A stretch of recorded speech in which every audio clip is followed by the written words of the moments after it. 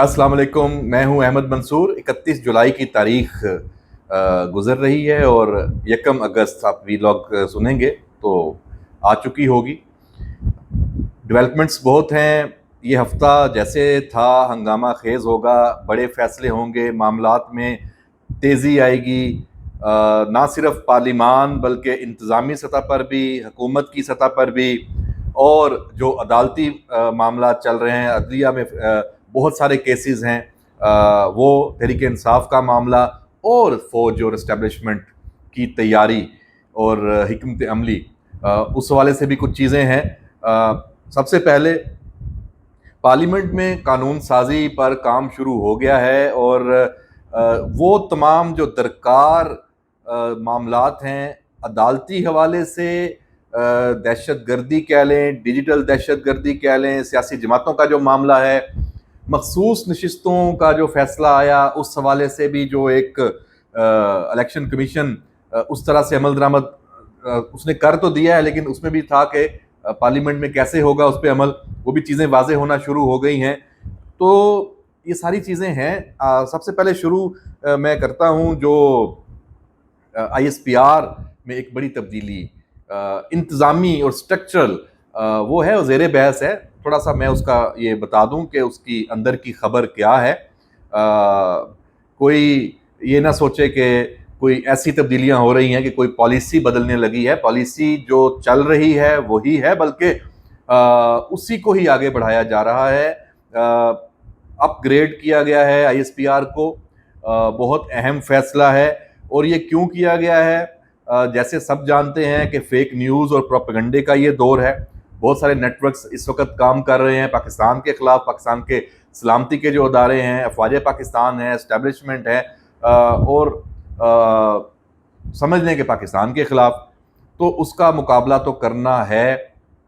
ISPR का बड़ा कलीदी role है इस सारे मामले में, और उसे अपग्रेड किया गया है। ये इतलात कन्फर्म है कि बतौर 3 star general lieutenant general Ahmed Sharif Chaudhry ISPR को ही हेड करते रहेंगे। और अब उसमें कुछ तब्दीलियां हैं। नीचे कुछ और अफसर ऐड हुए हैं आला सतही, उसमें इसका जो स्कोप भी अब बढ़ेगा। ये चीज़ें आहिस्ता आहिस्ता सामने आएंगी। मेजर जनरल हैं, एक बहुत एक काबिल अफसर हैं, उनको ISPR में लाया गया है अहमद शरीफ चौधरी साहब की टीम में। और ये मेजर जनरल कामरान तबरेज़ सवेरा हैं, एक और भी होंगे साथ। तो इसमें अभी कुछ चीज़ें आएंगी। इसके साथ साथ आपको याद होगा कि कुछ मेजर जनरल्स प्रमोट हुए थे, ब्रिगेडियर्स थे, वो मेजर जनरल प्रमोट हुए थे, 22 थे गालबन। उनकी पोस्टिंग्स ड्यू थी, वो भी प्रोसेस जारी है। मुख्तलिफ ग्रुप्स में, व्हाट्सएप ग्रुप्स में, सोशल मीडिया में ये सारी चीज़ें आ रही हैं। तो मैं ये समझता हूँ कि इस पर इतनी ज़्यादा वो गौर व फिक्र करने की ज़रूरत नहीं है। बिल्कुल इंतज़ामी मामलात हैं कि GOC हैदराबाद नए कौन लगे हैं, GOC बन्नू आकल कौन लगे हैं, ISI में कुछ अपॉइंटमेंट्स हुई हैं। इसी तरह GOC ओकाड़ा, जहाँ से ये तबरेज़ साहब ISPR में आए हैं, वो जगह खाली हुई थी, तो वहाँ कौन आए हैं, और पोजीशन है SIFC में कौन आए हैं। तो ये सारी चीज़ें हैं। ये रूटीन, जब प्रमोशंस होती हैं तो फिर उस हिसाब से नए ट्रांसफ़र पोस्टिंग होती हैं, वही हुआ है। लेकिन बहरहाल जब ये ऐसी तब्दीलियां होती हैं तो इनको बड़ा अहम समझा जाता है। यकीनी तौर पे army chief general Asim Munir, उनके जो ये फैसले हैं, ये आने वाले वक्त में, क्योंकि उनकी जो टीम की रिशफलिंग है, कौन कहाँ क्या किरदार अदा करेगा, क्या जिम्मेदारियां हैं, ये बड़े अहम फैसले होते हैं। लेकिन ये टोटली फौज की सतह के हैं। इसका आम जो मामलात हैं, जो चीज़ें चल रही हैं, उन पर कोई असर नहीं है। सबने वही पॉलिसी इंप्लीमेंट करनी है जो आर्मी चीफ कहेंगे, और ये सारा कुछ वैसे ही चलेगा जैसे चल रहा है। शायद उससे भी मामलात आगे आपको नज़र आएँ। जो अदलिया में चीज़ें चल रही हैं, केसेस हैं, उसमें जो सबसे ज़्यादा मखसूस नशिस्तों का जो ये केस था, वो आपने देखा कि उसमें फैसला होना था। हुकूमत ने बड़ा उसमें एक जो काम किया है, नया कानून वो तैयार हो गया है, कायमा कमेटी ने उसकी मंजूरी दे दी है। اور وزیر قانون نے پارلیمنٹ کا جو اختیار ہے اس میں مداخلت کرنے والوں کے خلاف اعلان جنگ کہا ہے. اس میں جو جے یو آئی ہے وہ اس میں ووٹنگ سے غائب تھی، نظر نہیں آئی.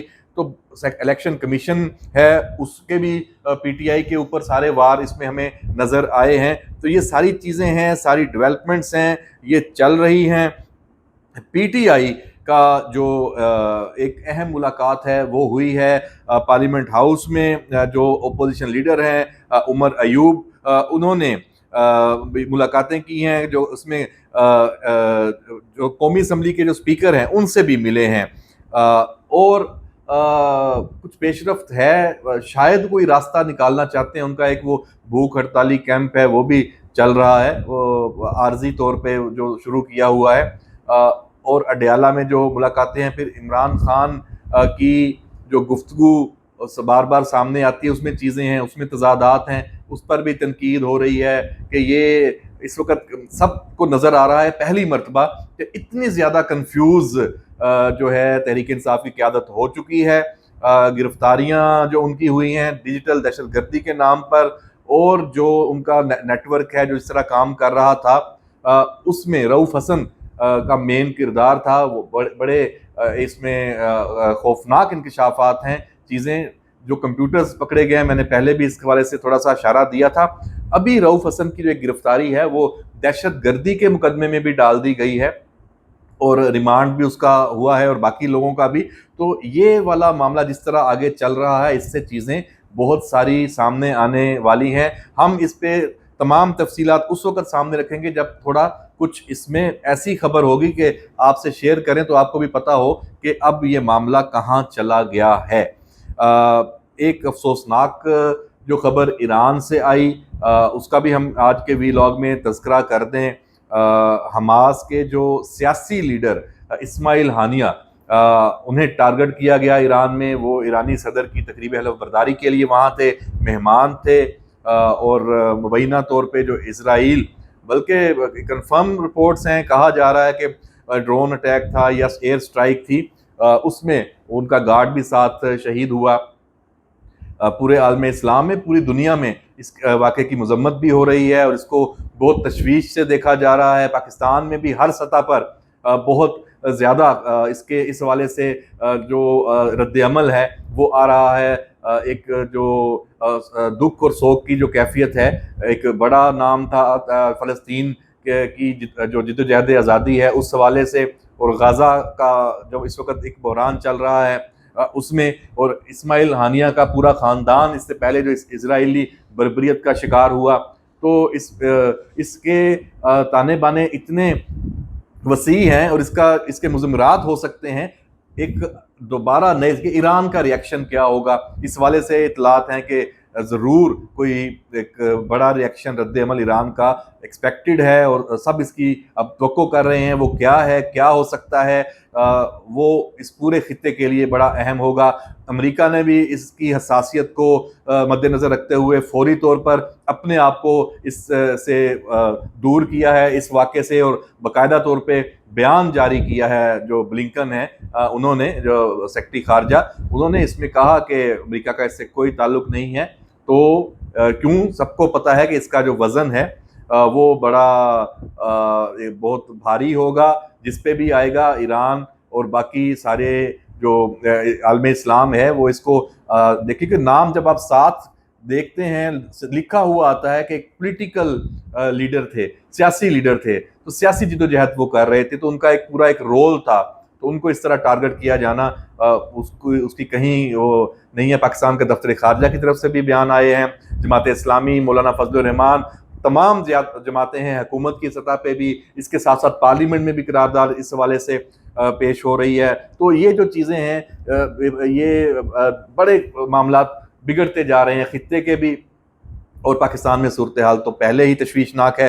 تو یہ ساری چیزیں ہیں. آج کے اس ویلاگ میں ہم نے ایک مختصر احاطہ 3-4 چیزوں کا کیا ہے. آنے والے دنوں میں ہم آپ سے شیئر کریں گے مزید چیزیں، مزید معاملات. اور آخر میں ہم آپ کو یہ بتا دیں کہ جو رؤوف حسن ہیں جو دہشت گردی کے مقدمے میں گرفتار ہوئے ہیں، ان کا 2 روزہ جو جسمانی ریمانڈ ہے وہ देकर CTD के हवाले किया गया है। इस पे नज़र रखने की ज़रूरत है कि यहाँ से क्या बरामद होता है, क्योंकि इतलात यही हैं कि जो नेक्सस पाकिस्तान से बाहर जो डिजिटल मीडिया का है और PTI का है, उसमें अब तेज़ी से पेशरफ्त होनी है। एक पेशरफ्त हम पहले देख चुके हैं कि जो आदिल राजा का साथी है अकबर हुसैन, वो उसे भी सज़ा हुई, कोर्ट मार्शल उसका हुआ और वो भी भगोड़ा है। तो ये इस वक्त घेरा तंग है। काफ़ी हमें इतलात आ रही हैं कि PTI के अंदर जो सफ़े हैं उनमें खुलबली मच चुकी है। बहुत सारे लोग तैयार हैं अब अपने आप को इससे दूर करने के लिए और जान छुड़ाने के लिए। उनको नज़र आ रहा है कि जो एक उम्मीद थी, एक उनको एक लारा जो दिलाया गया था कि पता नहीं अभी इमरान खान बाहर आ जाएगा और सारे उससे माफ़ी मांगेंगे और वो हुकूमत उसके पास आ जाएगी, ये लारा शारा ख़त्म होता नज़र आ रहा है। और जो PTI के जो समझते हैं ये लोग, जो उनकी लीडरशिप कौमी असम्बली में भी है, सूबाई असम्बलियों में भी है, दूसरे तीसरे दर्जे की उन्होंने सियासत आइंदा भी करनी है और वो अवाम से हैं और अब शायद उनकी समझ वापस आ रही है। जिनकी नहीं समझ वापस आएगी, उनकी मत मारी हुई है, तो वो भुगतेंगे, क्योंकि माफ़ी की कोई गुंजाइश नहीं है। इजाज़त दीजिए, अल्लाह हाफिज़।